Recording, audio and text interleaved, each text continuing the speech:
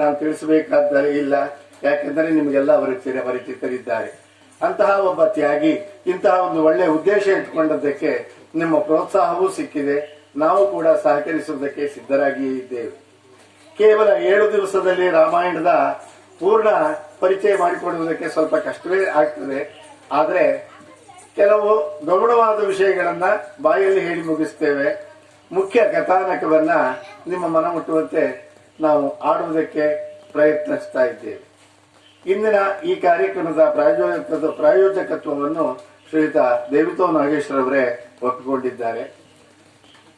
ಈ ನಮ್ಮ ಯಕ್ಷಗಾನ ಕರಾವಳಿಯ ಕಲೆ ಅನ್ನುವುದು ಪ್ರಚಾರ. ಮಲೆನಾಡಿನಲ್ಲಿ ಹುಟ್ಟಿದ್ದು, ಬಹುಶಃ ನಿಮಗೆ ಆ ಬಗ್ಗೆ ತಿಳಿದಿರ್ಲಿಕ್ಕಿಲ್ಲ ಅಂತ.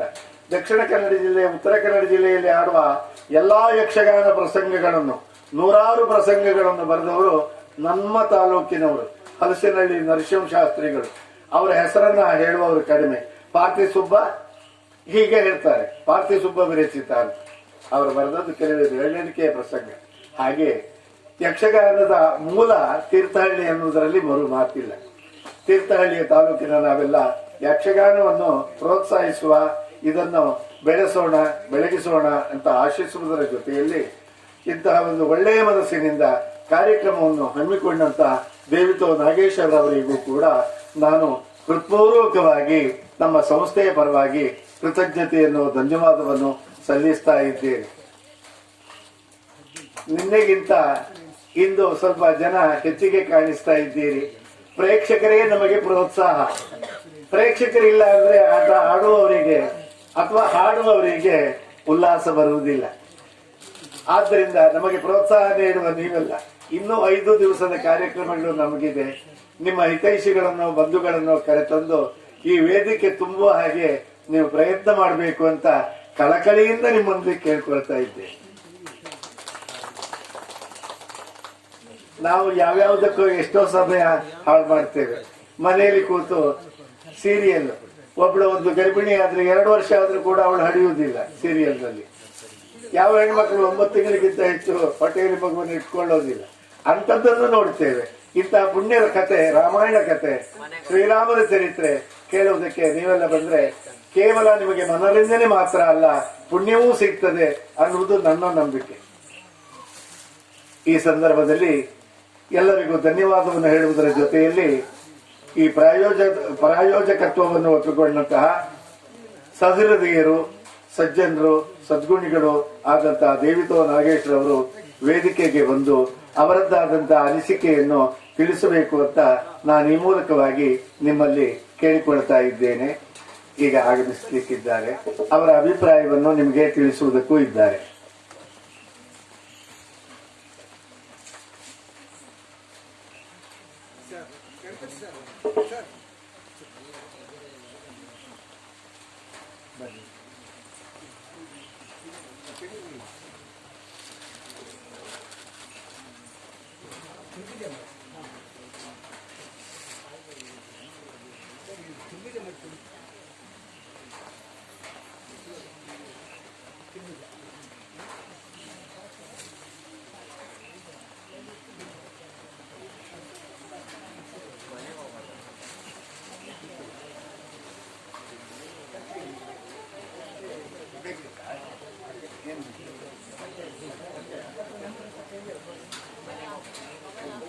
ಆತ್ಮೀಯರೇ, ಇವತ್ತು 2ನೇ ದಿನ ವನಕ್ಷೇತ್ರ ವತಿಯಿಂದ ಇವತ್ತಿನ ಪ್ರಾಯೋಜಕತ್ವ ಇದೆ. ಅದು ಖುಷಿ. ನಾನು ಇದನ್ನು ಬೇರೆ ರೂಪದಲ್ಲಿ ಮಾಡ್ತಾ ಇದ್ದೀನಿ. ಇದು ರಾಮಾಯಣ ಕಥೆನ ಬಲಾತ್ಕಾರವಾಗಿ ಏನು ಮಾಡೋಂಗಿಲ್ಲ. ಕಥೆ ಹೇಗಿದೆ ಹಾಗೆ ಎತ್ಕೊಂಡೋಗ್ಬೇಕು, ಅದನ್ನು ನಾವು ಅನುಭವಿಸಬೇಕು. ಇದು ಪ್ರತಿ ವರ್ಷ ಕೂಡ 7 ದಿನದ ಆಡಳಿತ ಹಾರೈಕೆ ಕೂಡ ಇದೆ. ಇದು 1ನೇ ಪ್ರಯೋಗ ನಾವು ಮಾಡ್ತಾ ಇದ್ದೇವೆ. ಇದಕ್ಕೆ ಸಹಕರಿಸ್ತಾ ಇದ್ದಾರೆ ಈ ಹಿಮ್ಮೇಳ ಮತ್ತು ನಿರ್ದೇಶಕರು ಮತ್ತು ಮಾಲೀಕರು. ಇವರು ತುಂಬ ಒಲವು ತೋರಿಸಿದ್ರಿಂದ ನಾನು ಅವರಿಗೆ ಕೃತಜ್ಞತಾಪೂರ್ವಕವಾಗಿ ಈ ಕೊಡುಗೆಯನ್ನು ಅವರಿಗೆ ವರ್ತಿಸ್ತಾ ಇದ್ದೀನಿ. ದಯಮಾಡಿ ಸ್ವೀಕರಿಸಬೇಕು. ಈ ಚಂಡೆ ಅವರು, ತಮ್ಮ ಹೆಸರು ನಾಗರಾಜ್, ಯಾವೂರು? ಸಿರ್ಸಿ ನಾಗರಾಜರು ಚಂಡೆಯಲ್ಲಿದ್ದಾರೆ. ಅವರಿಗೆ ಇದನ್ನು ಕೊಡ್ತಾ ಇದ್ದೀವಿ.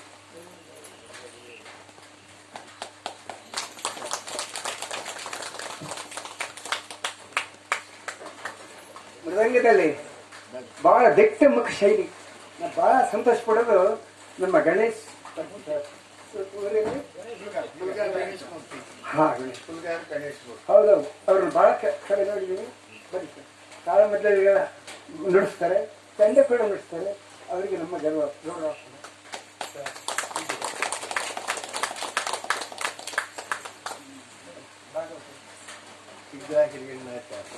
ಕಿಗ್ಗ ಹಿರಿಯಣ್ಣಚಾರ ನಾವು ನೋಡ್ತಾ ಇರೋದು ಫಸ್ಟ್ ಟೈಮ್ ಸರ್.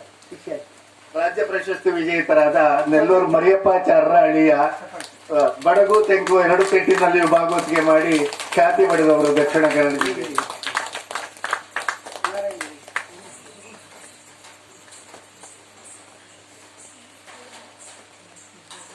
ನಿರ್ದೇಶಕರು ರಮೇಶ್ ಮಂಗಳಗಾರ್, ಇದೇ ತಾಲೂಕಿನವರೇ. ಯಕ್ಷಗಾನದ ಎಲ್ಲ ಕಲಾವಿದರು ಪರಿಚಿತರು, ಎಲ್ಲ ಮೇಳದ ಏನೇನು ಆಗು ಹೋಗು ಬಲ್ಲವರು.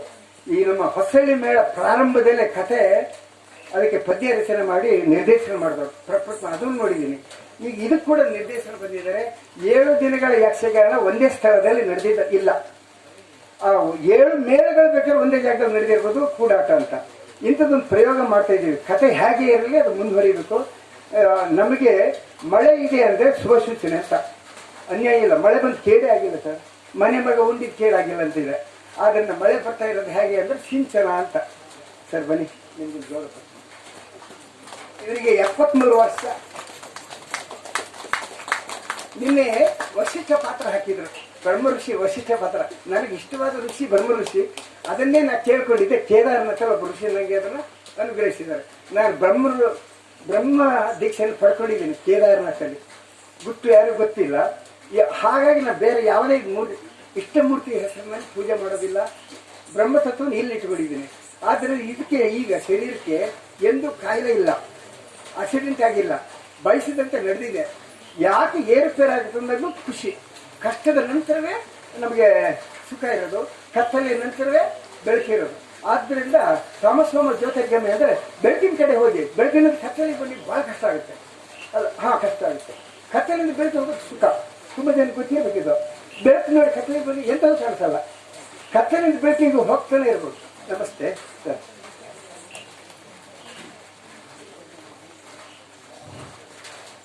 ನಮ್ಮ ಅಣ್ಣಾಜಿರಾವ್ ಅನಂತ ಪದ್ಮರಾವ್ ಇಲ್ಲಿ ಎಲ್ಲಿ ಗೊತ್ತಾ?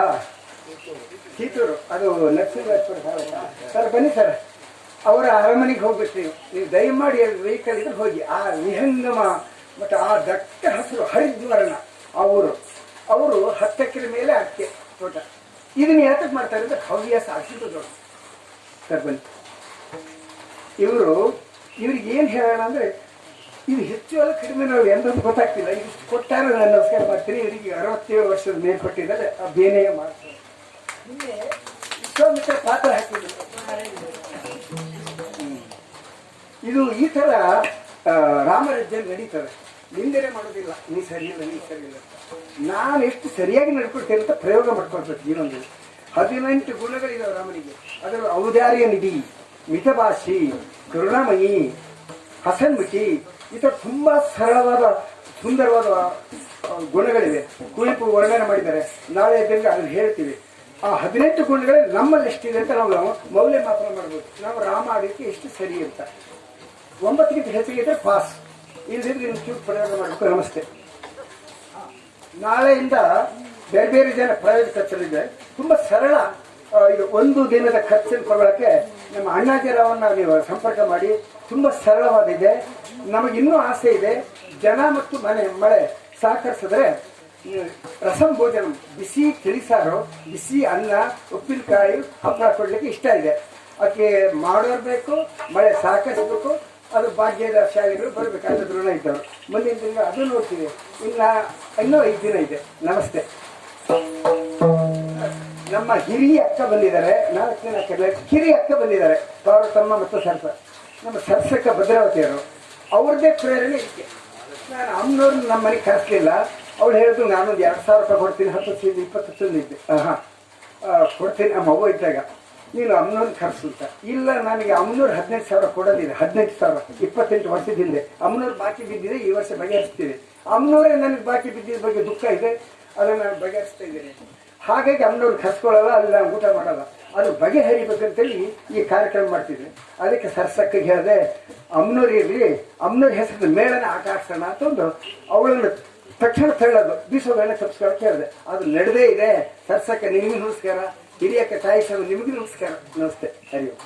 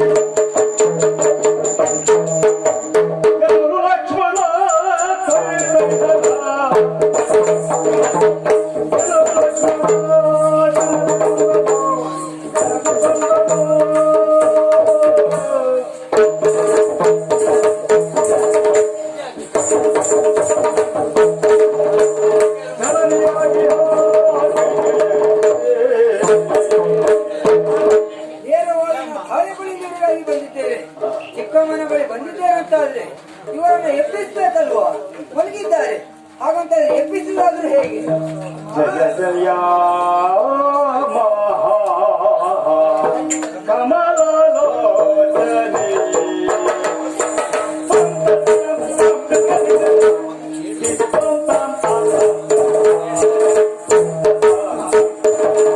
ಜಯ ಜಯ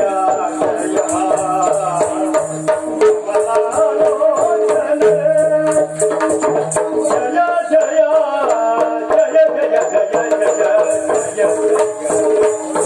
ಜಯ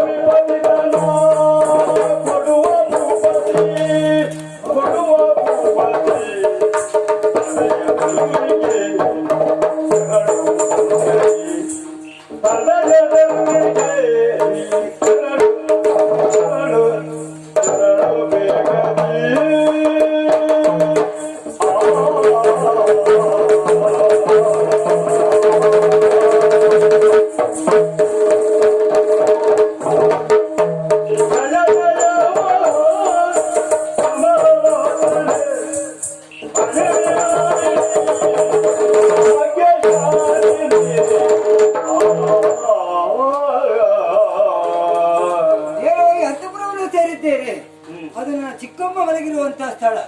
ಇಲ್ಲಿ ಬಂದು ನೋಡ್ತಾ ಇದ್ದೇನೆ, ನಾನು ಚಿಕ್ಕಮ್ಮನ ಎಬ್ಬಿಸ್ಬೇಕಲ್ವಾ? ಹಾಗಂತಾರೆ ಎಬ್ಬಿಸುದಾದ್ರೆ ಹೇಗೆ? ನೇರವಾಗಿ ಮಾತಾಡಿಸಿದೆ ಅಂತಾರೆ ಆಗ್ತದ? ಸಾಧ್ಯವೇ ಇಲ್ಲ. ಎಷ್ಟಾದ್ರೂ ಮಲಗಿದವರನ್ನ ಎಬ್ಬಿಸುವುದಕ್ಕೆ ಆಗುವುದಿಲ್ಲ. ಹಾಗಾಗಿ ಏನು ಮಾಡುವುದು? ಚಿಂತೆ ಮಾಡುವಂತ ಅಗತ್ಯವೇ ಇಲ್ಲ.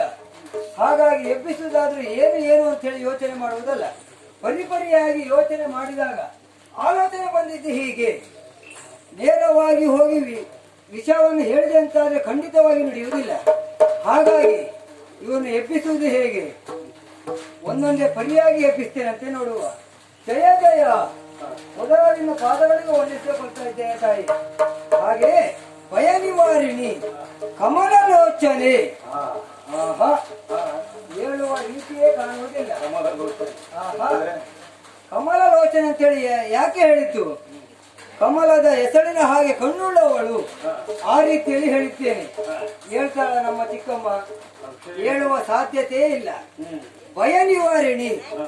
ನನ್ನ ಚಿಕ್ಕಮ್ಮನಿಗೆ ಭಯ ಉಂಟ, ಯಾರನ್ನ ಕಂಡು ಸಹ ಭಯ ಇರುವುದಿಲ್ಲ. ಹಾಗೆಯೇ ಯಾವ ರೀತಿಯಲ್ಲಿ ಎಬ್ಬಿಸಲು ಸಾಧ್ಯವಿಲ್ಲ. ಸೌಭಾಗ್ಯವಂತೆ. ರಾಮಗೆ ಏನೇ ಹೇಳಿದ್ರೆ ಇವಳು ಹೇಳ್ತಾ ಇಲ್ಲ ಅಂತಾದ್ರೆ, ಅಮ್ಮ ಸೌಭಾಗ್ಯವಂತೆ. ಮೊದಲಾಗಿನ ಪಾದಗಳಿಗೆ ಭೂಮಿ ಪಾಲಾರು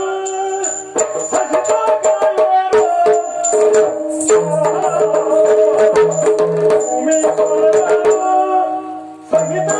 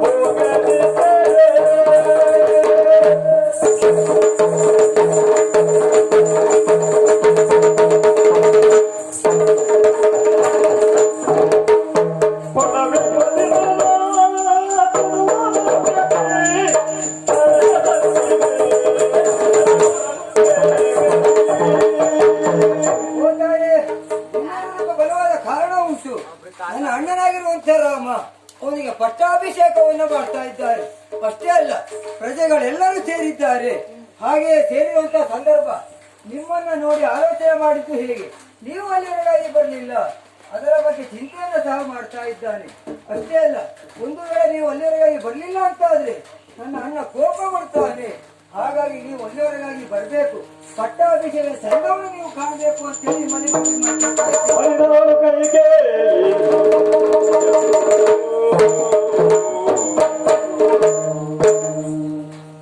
ಲಕ್ಷ್ಮಣ. ಹೌದಮ್ಮ. ಲಕ್ಷ್ಮಣ ಮಹಾವೀರ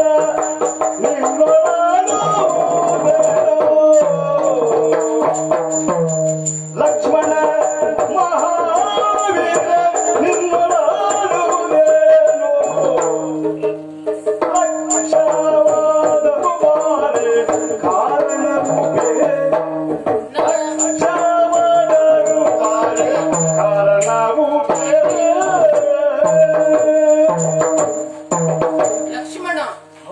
ಮಹಾವೀರ ನೀನು ಒಳ್ಳೊಳ್ಳೆ ಮಾತಾಡಿದ್ಯಾ.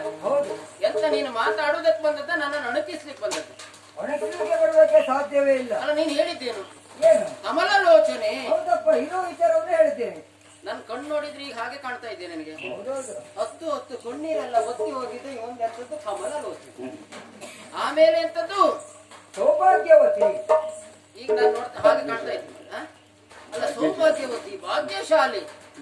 ಕೇಶ ಎಲ್ಲ ಅಸ್ತವ್ಯಸ್ತವಾಗಿದೆ, ಕಪ್ಪು ವಸನ ಧರಿಸಿಕೊಂಡು ದುಗುಳಿನಲ್ಲಿ ಮಲಗಿದ್ದೇನೆ, ಸೌಭಾಗ್ಯವತಿ. ಏನು ಚುಚ್ಚಿ ಮಾತಾಡುವುದಕ್ಕೆ ಬಂದದ ನೀನು? ಇಲ್ಲಮ್ಮ. ಬ್ರಹ್ಮರ ಕುಂತಲೆ ಅಬ್ಬಬ್ಬ ಒಳ್ಳೆ ಮಾತಾಡ್ತಾ ಇದ್ಯಾ. ನೀನು ಬಂದದ್ದು ಯಾಕೆ? ರಾಮನಿಗೆ ಪಟ್ಟ ವಿಚಾರವನ್ನು ಹೇಳುವ ಸಲುವಾಗಿ ಇದ್ರ ಬಗ್ಗೆ ನನಗೆ ಲಕ್ಷ್ಯ ಇಲ್ಲ ಅಂತ ಭಾವಿಸಿಕೊಂಡಿದ್ಯಾ? ಲಕ್ಷ್ಯ ಉಂಟು, ಆ ಲಕ್ಷ್ಯ ಇಲ್ಲ. ಆ ಲಕ್ಷ್ಯ ಇಲ್ವಾ? ನೀವು ಅಲ್ಲಿವರೆಗಾಗಿ ಬರುವುದಕ್ಕೆ ಎಷ್ಟು ಲಕ್ಷ್ಯ ಬೇಕಾದ್ರೂ ನಮ್ಮ ತಂದೆ ಕೊಡ್ತಾರೆ. ಮಾತಾಡುವ ನೀನ್ ಯಾರು?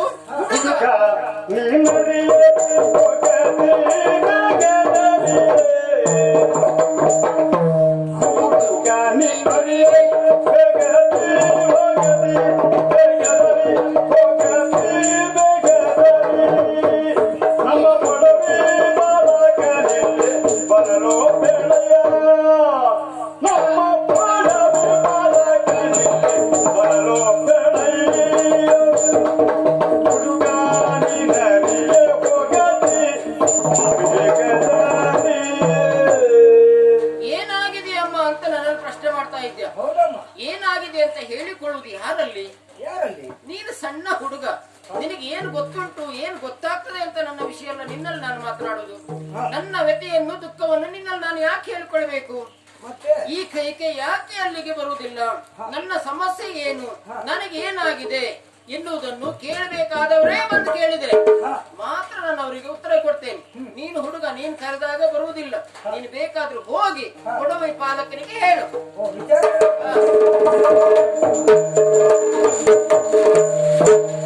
ತಾಯಿ ಆಡಿರುವಂತಹ ಮಾತು ಯಾರು ಬಂದು ಕೇಳಬೇಕು ಅವರಲ್ಲಿ ಆ ವಿಚಾರವನ್ನ ಹೇಳ್ತೇನೆ ಅಂತ ಹೇಳಿದ್ದಾಳೆ. ಇನ್ನು ತಡ ಮಾಡುವುದಲ್ಲ, ಬೇರೆ ಯಾರು ಅಲ್ಲ, ತಂದೆಯ ಬಳಿ ಹೋಗಿ ವಿಚಾರವನ್ನು ಮುಟ್ಟಿಸ್ತೇನೆ.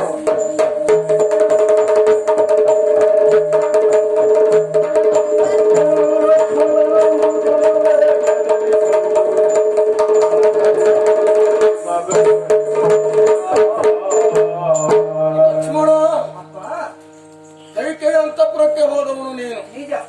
ನಿನ್ನ ಜೊತೆಗೂಡಿ ಅವಳು ಬರಬೇಕಾಗಿತ್ತಲ್ಲ, ಬರ್ಲಿಲ್ಲ. ನೀನೊಬ್ಬನೇ ಬಂದು ಹೊಂದಿಸಿಕೊಳ್ತಾ ಇದ್ದೀಯ. ನಿಜ. ಏನು ಕಾರಣ? ಕಾರಣ ಉಂಟು. ರಾಘವ